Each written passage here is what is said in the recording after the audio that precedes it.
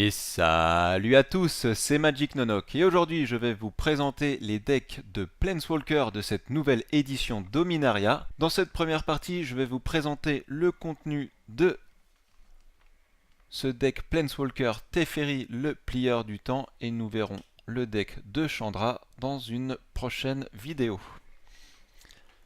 Alors, découvrons ensemble ce que contient une deck de Planeswalker pour cette édition de Dominaria. Dans cette magnifique boîte à l'effigie de Teferi en bleu et en blanc. Donc on nous présente la carte de Teferi. Je vous présenterai en détail un peu plus tard les effets de cette carte. On retrouve ici le petit sigle pour les 25 ans de Magic. Et au dos, on nous indique que Teferi, le plieur de temps, c'est un expert de la magie temporelle. Utilisez ses talents pour manipuler le temps et accélérer votre deck afin de remporter la victoire. Alors on va retrouver dans la boîte tout simplement une boîte de deck à l'effigie de Teferi, qui est vraiment badass comme Planeswalker. Un deck de 60 cartes contenant une carte premium, donc il s'agit de la carte du Planeswalker Teferi, ainsi que deux boosters de 15 cartes Dominaria. Et en plus, un feuillet de stratégie et une fiche de référence rapide Magic. Et bien, hop, on va ouvrir cette boîte et on va découvrir ensemble son contenu. Alors, voilà, je vais sortir sans l'abîmer, j'espère, la carte du Planeswalker. Voilà, la petite boîte. Et voilà cette magnifique carte foil Teferi, le plieur du temps, le plieur de temps, pour être plus précis. Donc c'est une carte Planeswalker couleur blanc et bleu, pardon. Pour 6, il arrive avec 5 marqueurs loyauté. Et je vous laisse apprécier l'illustration. Très très sympathique ce Planeswalker. Et donc son premier plus 2 marqueur loyauté, eh bien on dégage jusqu'à un artefact ciblé ou jusqu'à une créature ciblée. Donc par exemple si on attaque avec nos créatures, on fait ensuite son plus 2 pour lui ajouter 2 marqueurs. Et on peut par exemple dégager une créature artefact ou une créature tout simplement pour l'utiliser ensuite en tant que créature défendeur au moment du tour de l'adversaire, ou bien dégager un autre artefact pour utiliser de nouveau sa capacité pendant notre tour, ou bien utiliser sa capacité pendant le tour adverse. Ensuite, son -3, on gagne 2 points de vie et on pioche 2 cartes. Pareil, ça c'est une capacité excellente, puisqu'on va pouvoir accélérer notre jeu en piochant 2 cartes d'un coup, pouvoir avancer dans notre deck et avoir en main des réponses que l'on pourra jouer pendant le tour de notre adversaire, par exemple. Et enfin, son ultime, son -9, jouer un tour supplémentaire après celui-ci. Tout simplement. Donc un très bon Planeswalker en tant que Planeswalker pour du contrôle. Voilà pour la carte Teferi. Ensuite, eh bien, la petite boîte avec l'illustration du Planeswalker. On voit qu'il a la rage sur cette illustration, il nous fait peur avec son bâton particulier qui nous crache de la fumée ou nous lance tout simplement un sort avec sa baguette. Et à l'intérieur, comme promis, les deux boosters que l'on ouvrira ensuite et le petit livret. Voilà. Et le deck de 60 cartes. Et bien, je m'empresse de l'ouvrir pour vous faire découvrir son contenu. Alors là, on a un petit fascicule qui nous explique les règles de base pour jouer à Magic. Donc les références de Magic the Gathering, très utile pour les nouveaux joueurs. Toujours sympathique de pouvoir prendre un pack comme ça avec un Planeswalker toute façon, les Planeswalkers sont pour la plupart toujours bons à jouer. Et puis ça permet de découvrir entre amis euh, comment jouer à Magic avec un deck déjà préconstruit. Et bien pour commencer, on retrouve dans ce deck cette créature légendaire, enfin cette cléric, si je puis dire. C'est une 2-2 pour 3, dont un blanc, un bleu. Et c'est une carte clé pour ce deck, puisqu'elle va tout simplement nous permettre d'aller récupérer dans notre deck la carte de Teferi, le plieur de temps, au moment où elle arrive en jeu. Et si on fait ainsi, on mélange ensuite notre deck. Et elle a été mise en 2 exemplaires. Ensuite, notre première carte rare, donc c'est l'archéologue audacieuse, une 3-3 pour 4 en blanc, humain et artificier. Qu'est-ce qu'elle fait? Eh bien, quand elle arrive sur le champ de bataille, on peut renvoyer une carte d'artefact ciblé depuis notre cimetière dans notre main, et à chaque fois qu'on lance un sort historique, donc c'est-à-dire plus particulièrement dans ce deck des sorts d'artefacts ou bien quelques cartes légendaires, on va ajouter un marqueur +1/+1 sur elle. Donc vous allez voir que ça va comboter avec de nombreuses cartes puisqu'il y a plusieurs cartes d'artefacts dans ce deck. Bien évidemment, ça combote avec le +2 de Teferi, donc ça combote avec les artefacts. Voilà, cet archéologue en un exemplaire. On retrouve ensuite la deuxième rare de ce deck, le Djinn bleu. Donc pour 6, une 5-6 vol. Très bonne créature avec un gros body 5-6 pour 6, c'est très bien. En plus, elle a le vol et elle peut arriver plus tôt dans la partie puisqu'on peut payer à la place de son coût d'invocation, on paye 4 et on engage un artefact dégagé au lieu de payer les coups de mana. Et comme il y a de nombreux artefacts dans ce deck, eh ben, il est possible que Zaïd arrive rapidement en jeu. On retrouve construction d'entraînement, donc c'est une créature artefact 1-1 pour 1 en incolore. Et quand la créature va quitter le champ de bataille, on va pouvoir mettre un marqueur +1/+1 sur une créature ciblée que l'on contrôle. Donc ça c'est très bon puisqu'on va pouvoir augmenter le body d'une de nos créatures quand cet artefact va quitter le champ de bataille. Donc elle est en 2 exemplaires. On retrouve ensuite la chevalière de la nouvelle Benalia en blanc pour 2, tout simplement une créature 3-1 qui ne fait rien de particulier, en 3 exemplaires. La coureuse de reliques, une créature 2-1 pour 2 en bleu, qui est imbloquable lorsque l'on joue un sort d'historique pendant ce tour. Donc c'est une créature avec une capacité dite d'évasion, puisqu'on va pouvoir directement attaquer notre adversaire sans être gêné par ses créatures adverses. Elle est en 2 exemplaires. Tetsuko Umezawa, fugitive, donc une créature 1-3 pour 2, et qui dit que les autres créatures de force ou d'endurance inférieure ou égale à 1 ne peuvent pas être bloquées.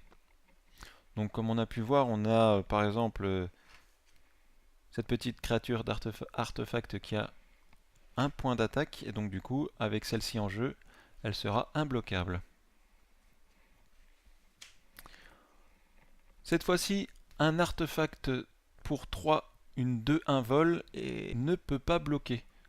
Donc avec son illustration, on se rend compte que c'est un piaf qui a la tête creuse, puisqu'il ne sait pas bloquer. Il est simplement là pour attaquer notre adversaire. Donc en 3 exemplaires. Un hibou mécanique, donc pour 4 une 2 de vol, et qui dit que les sorts historiques que l'on lance coûtent 1 de moins à lancer. Donc les historiques, les créatures artefacts, celle-ci a été mise en 2 exemplaires. On passe maintenant au Juggernaut, une créature 5-3 pour 4. Le Juggernaut attaque à chaque tour si possible, et il ne peut pas être bloqué par des murs. Donc c'est une grosse machine qui passe, qui roule sur tout simplement, qui vient écrabouiller tout ce qu'il a sur son passage. La Sentinelle de Teferi, une créature artefact encore, une 2-6 pour 5, et qui gagne plus 4, plus 0 tant que l'on contrôle Teferi sur le champ de bataille. Donc celle-ci, elle est potentiellement 6-6 si Teferi est en jeu, en 3 exemplaires. L'Ange de Serra, une créature mythique dans Magic, plusieurs fois rééditée. Donc c'est une 4-4 vol pour 5 en blanc qui a le vol et la vigilance. Tout simplement en un exemplaire.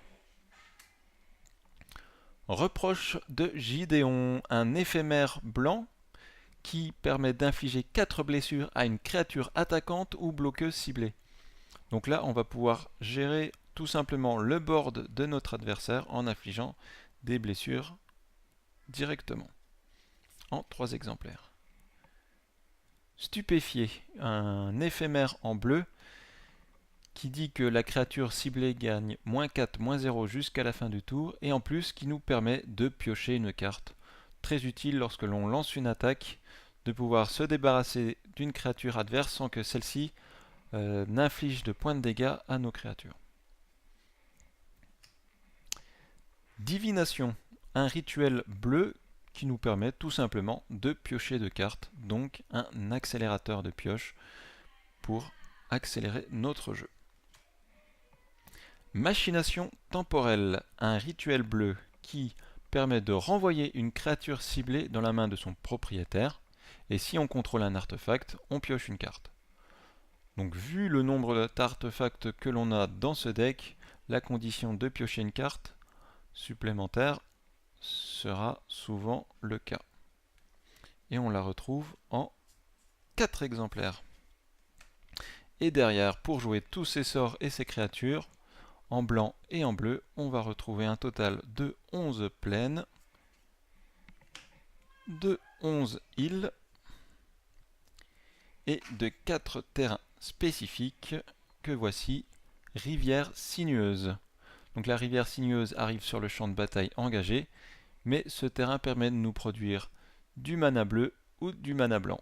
Et on le retrouve en 4 exemplaires.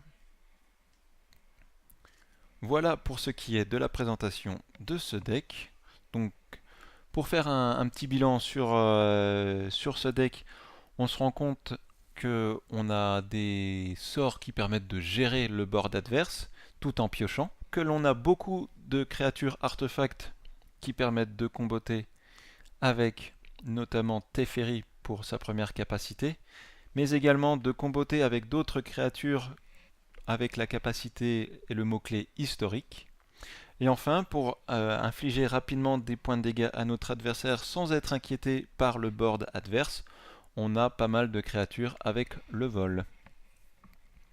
On passe maintenant à l'ouverture de ces 2 boosters Dominaria. On va voir tout de suite ce que cela nous réserve. Si j'ai beaucoup de chance, je tomberai sur une carte mythique, et pourquoi pas sur un Planeswalker comme Jaya ou encore Karn. L'une comme l'autre, je ne les ai pas encore eues, et donc je serai très content d'en obtenir une dans un de ces 2 paquets. Et bien on va voir tout de suite. Alors je vais vous passer toutes les cartes communes. Voilà. Une première carte Unko, combat par le feu, donc un rituel rouge qui permet d'infliger 5 blessures à une créature ciblée, et s'il a été kické donc pour 6 en plus, il inflige 10 blessures réparties comme vous le désirez entre n'importe quel nombre de cibles à la place. Donc un sort de gestion en infligeant des blessures directement en rouge. Une carte enchantement saga en noir, donc le tourment de Chêne, donc pour son niveau 1 et son niveau 2. Alors moi j'appelle ça niveau 1, niveau 2, même si ce sont en fait des marqueurs sapiens. Donc le niveau 1 et le niveau 2 permet d'infliger 2 blessures à chaque adversaire et on gagne 2 points de vie. Et le 3e niveau, on crée tout simplement un jeton de créature XX noir, cauchemar et horreur, avec X étant la moitié de nos points de vie arrondis à l'unité supérieure. Par contre, il nous inflige X blessures.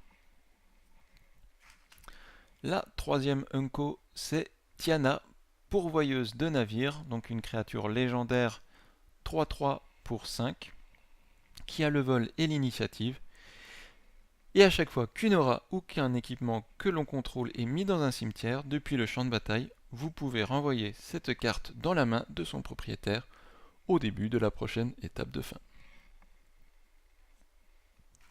Et notre première carte rare, ce sera offrande abjecte de Yogg-Saibul, donc un rituel légendaire pour 5.